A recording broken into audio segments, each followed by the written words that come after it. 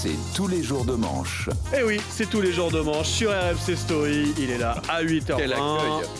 Oui, ça fait plaisir. Bonjour à Encore tous. plus le lundi matin. Bonjour les petits copains. Oui. Bonjour tout Salut le monde. petit Arnaud. Ça va?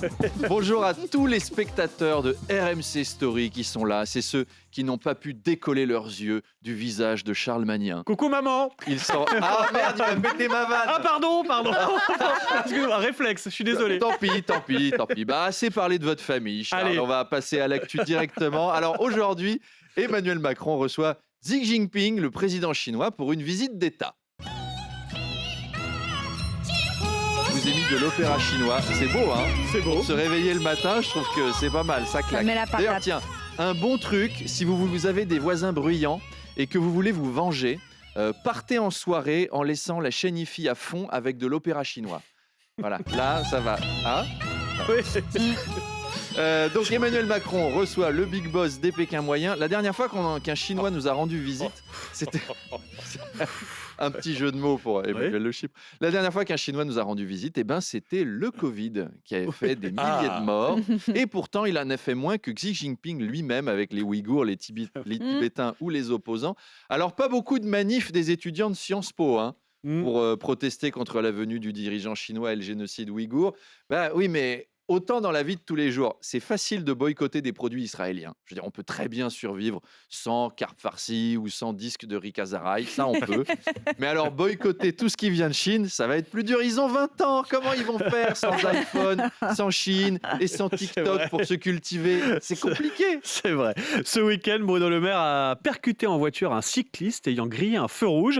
Bon, la vie du cycliste n'est pas en danger. Ah oui, Amélie, elle ne savait pas. Ah, Eh ben, je si. découvre. Pardon, Bruno j'étais Le dans Maire, il Morvan. conduit aussi bien sa voiture que les finances du pays. Alors, à sa décharge... Attention, parce que Manu est une vanne jaune là. économiste. Oui. Alors, à sa décharge, Touche le pas à feu était Bruno. rouge. Le feu était rouge, comme nos comptes, et le cycliste l'a grillé. Alors, les cyclistes parisiens le savent pas, mais les feux de signalisation ne sont pas là que pour décorer les carrefours avec des jolies couleurs. Ils indiquent également si oui ou non on peut passer. Mais ça n'a pas dû être facile pour Bruno Le Maire. Il a dû sortir tout de suite de sa voiture. Monsieur, enfin, faut pas faire ça. Vous vous rendez compte de ce que vous allez coûter à la sécurité sociale? Il y a un ambulancier qui est venu. Ça va, ces jours ne sont pas en danger. 15 jours à l'hôpital et ça ira. 15 jours, c'est cher. Vous voulez pas descendre à 10? Ou alors je roule dessus une deuxième fois discretos. Non. Non, je m'occupe de lui. Monsieur, vous allez bien? Monsieur, dites quelque chose. Oh, mais c'est Bruno Le Maire. J'adore ce que vous faites, je vais voter Valérie Ayé aux européennes. Oh mon Dieu, il délire, la tête a été touchée.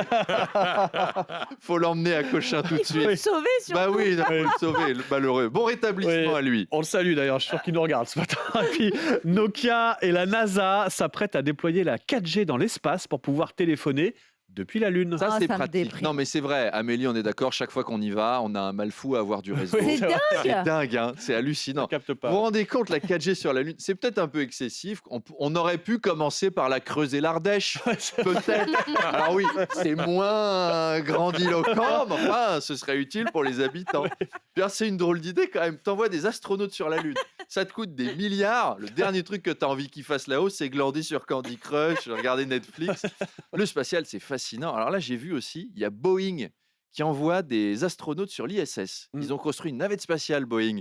Ils ont confiance, hein, les astronautes. Parce que la dernière fois qu'on a parlé de Boeing dans la presse, c'est parce que tu as une porte qui s'est arrachée en plein vol, un moteur qui bug, des roues qui se détachent. Boeing, ils ont dû enregistrer des annonces pour les cosmonautes. Mesdames, messieurs, c'est votre commandant John Boeing qui vous parle.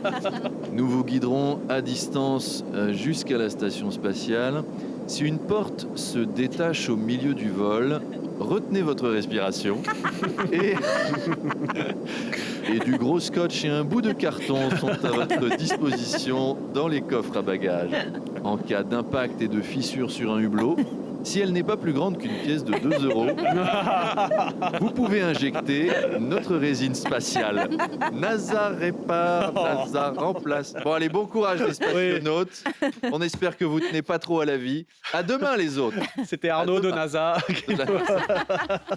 qui répare évidemment Cosmonaute tous de les l'humour. impacts. Qui vous emmène jusqu'aux étoiles du rire. Oh là là. Oh là là, là c'est le festival Alors ce là, matin. Allez, bon Il nous lundi. fait Hein. planer tous les matins Enfin, il est 8h24. Dans un instant sur RMC Story, tiens, vous savez ce qui se passe dans un instant sur RMC Story? Tiens, Petit tiens, quiz. que se passe-t-il? Et ben dans un instant, c'est Estelle pour la météo. Ah, eh ben et puis voilà. le journal, évidemment, on est en direct avec Thibaut Texer. Toute l'info, ça continue sur RMC Story. Arnaud Demange Oui. qui est là pour nous parler du face-à-face ce matin, invité Marine Le Pen. Marine Le Pen, invitée exceptionnelle de votre nouveau rendez-vous RMC, le face-à-face et vous. Le face-à-face et vous. Avec Marine Le Pen. Avec Marine Le Pen. Face à Apolline et aux auditeurs, une sorte de face-à-face-à-face. Alors vous allez parler des élections européennes. Le RN devrait l'emporter. Jordan Bardella cartonne auprès des jeunes. Après, les jeunes ont toujours porté des Jordan, mais pas au pouvoir, quoi. C'est là que ça change. Par contre, du côté d'Éric Zemmour, sa liste, elle plafonne à 6% à Musclor. Hein. Ouch. Ça va pas. Hein. Ce week-end, il était en campagne et il y a une dame, vous avez vu, elle lui a acheté un œuf. Alors il a tweeté « Voilà le vrai visage de l'extrême gauche. Les groupuscules violents qui veulent notre mort. On ne peut pas vivre dans un pays où les gens n'ont droit de réagir qu'une fois qu'ils sont morts. » Vrai tweet, hein. Alors Eric, Une fois qu'ils sont morts. Eric, si tu peux mourir parce qu'on te jette un œuf, il va falloir faire un peu de muscu. Non, si on vous jette un œuf, vous et moi, même très fort, même cuit dur, normalement c'est vous qui gagnez. Eric, quand je lis ça, j'ai envie de t'offrir des œufs. T'en bois 4 crus tous les matins, c'est des protéines. Si ça se trouve- mais si ça se trouve, c'est ça qu'elle voulait faire, la dame. Elle était là. Hé, Schwarzenegger, t'as l'air carencé, attrape. Et après, il a tapé la jeteuse d'œufs. Ça, c'est le proverbe. Qui prend un œuf tape une meuf, mais c'est naze. C'est naze comme réaction. Emmanuel Macron aussi, il avait pris un œuf, il n'a pas flanqué une droite au coupable, alors qu'il fait de la boxe en plus. Quand tu penses qu'Éric Zemmour, il passe son temps à se caresser les tétons comme ça sur les chevaliers qui partaient faire des croisades avec 50 kilos de ferraille, des épées d'une demi-tonne. À l'époque, les hommes étaient des hommes. Tu lui jettes un œuf, au secours, à l'assassin, à l'assassin. Donc il y aura plein d'autres choses à demander à Marine Le Pen, mais va-t-elle revenir sur cette histoire? Eh bien, pour le savoir, rendez-vous à 8h10. À 8h10. À tout à l'heure. Merci Arnaud. À tout à l'heure, on se retrouve à 8h20.